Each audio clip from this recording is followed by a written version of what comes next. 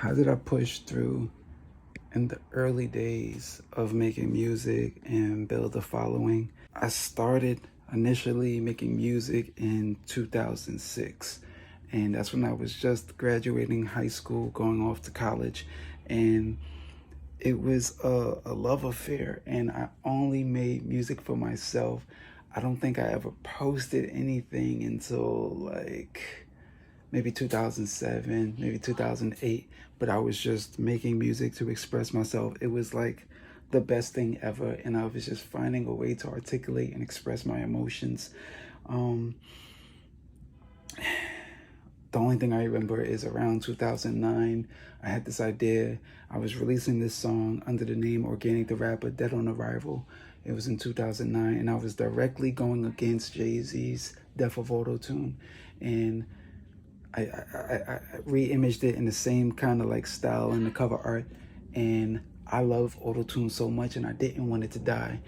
But I just stopped making music right there, and I had to get a job. I was told to get a job, and I just quit making music. I said, I can't do this. Nobody wants to listen to a bald rapper.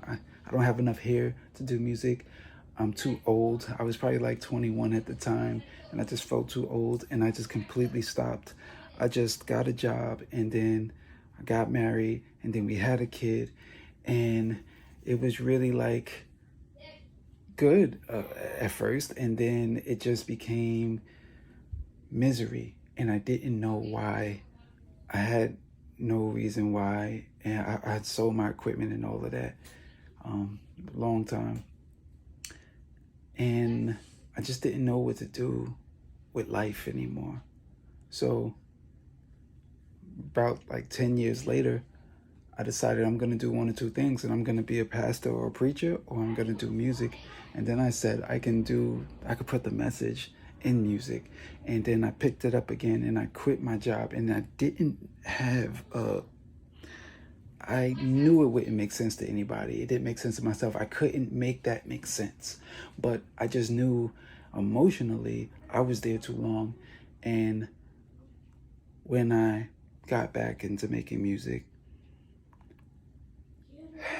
it's like I found happiness again. And it's still therapy. But to answer the question on how I got the following, I just kept hearing about TikTok, TikTok, TikTok, and how amazing it is. And I just knew that I wanted to use TikTok in some kind of way. So I just started posting like 6 videos every day. And I just committed to that. I just committed to the process.